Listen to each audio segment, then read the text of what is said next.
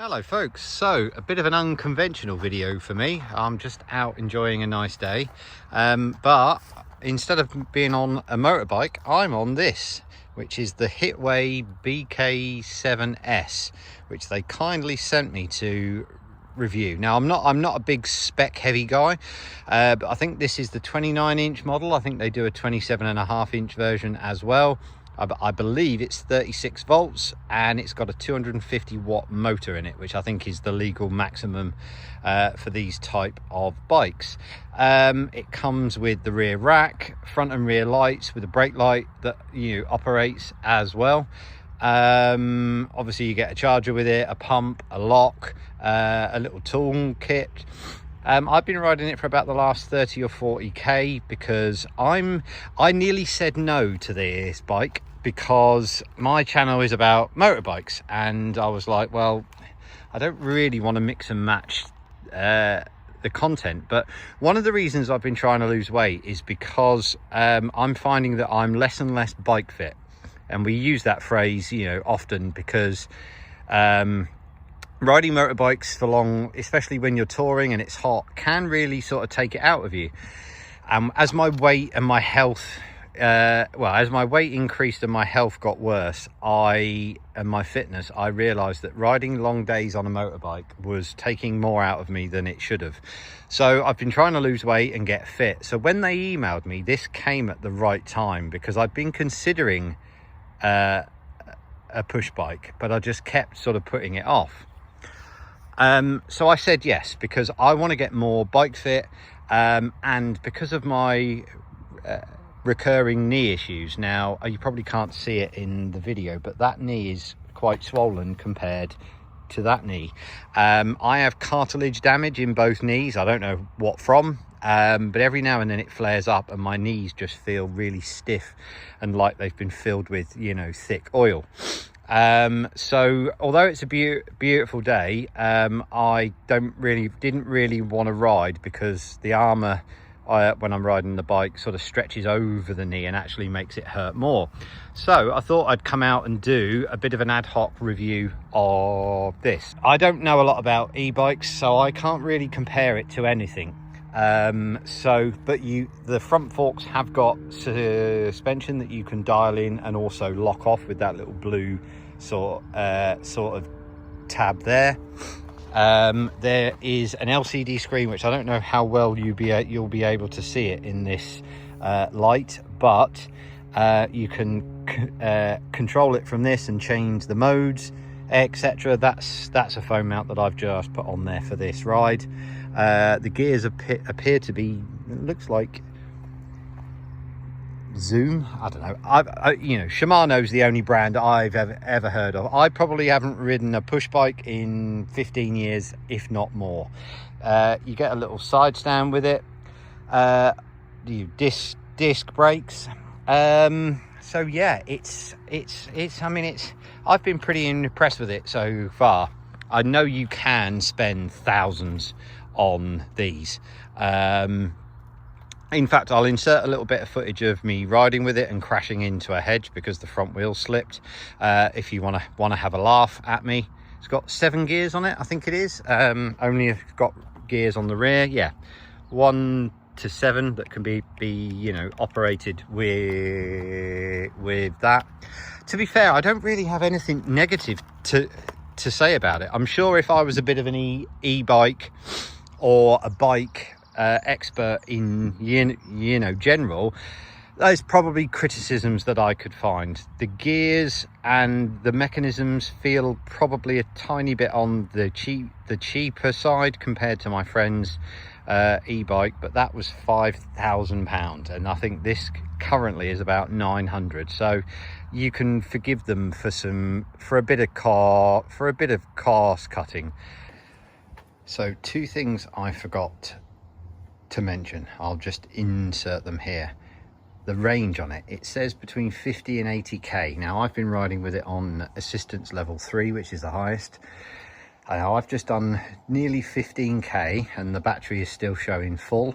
I saw it go down to 1 bar of intermittent usage at about 25k, but that could be because it's been left outside in the cold under a cover. So like I said, I've just done 15k nearly, and the battery is still showing full.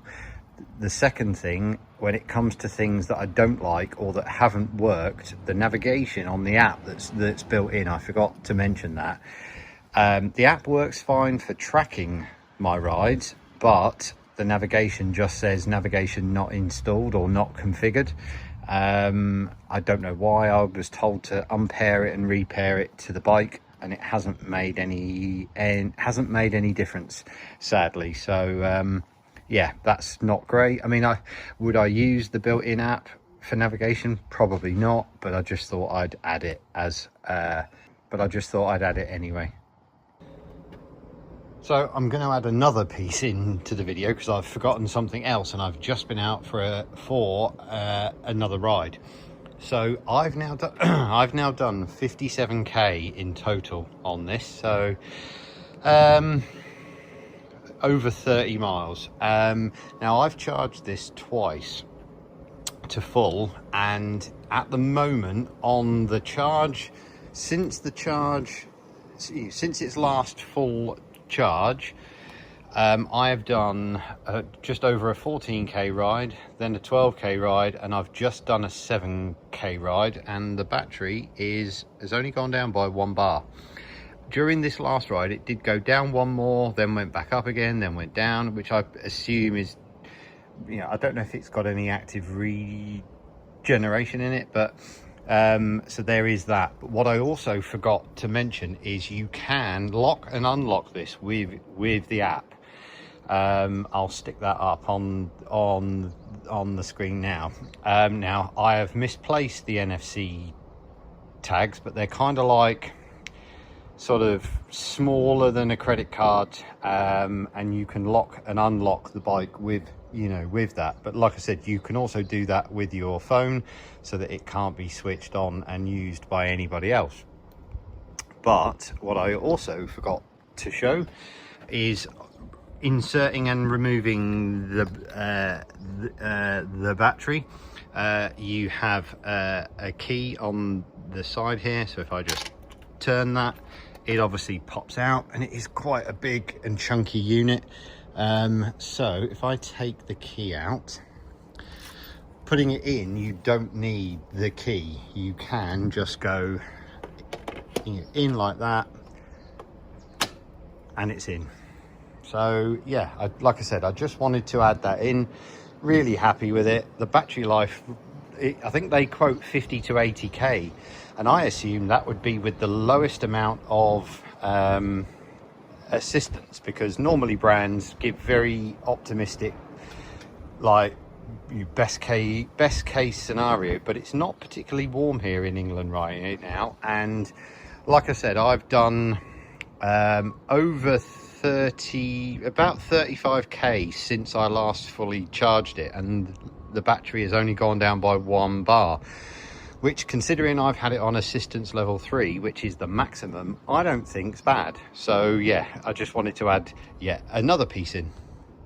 But yeah, overall, it could probably do with the gears being properly adjusted, but an idiot like me, I don't really know how to do that.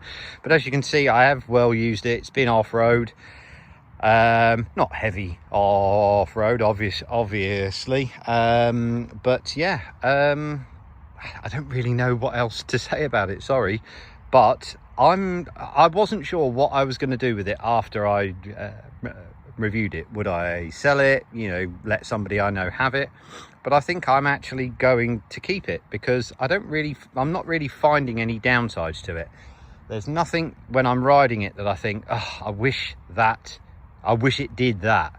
The only thing I would say, and this might just be me not being able to figure out how the screen works, and it has turned itself off now, is that when you go, is that speed only ever shows a maximum of 25k or 15 miles an hour, even when I'm going above that, which I think is the highest, the fastest it will go with the assistance, which is fair enough, but I would prefer it to show the real speed, although maybe you don't care.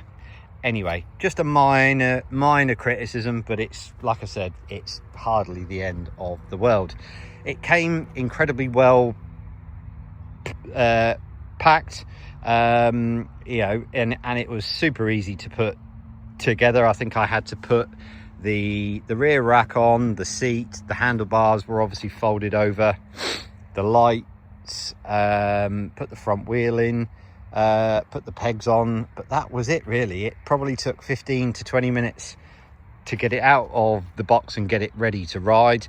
Didn't even have to look at the instructions. So yeah, that's really all I have to say about it. Thanks to Hitway for sending it over. I shall be continuing to ride it, and I'll stick a link in the description to it if you want to pick one up.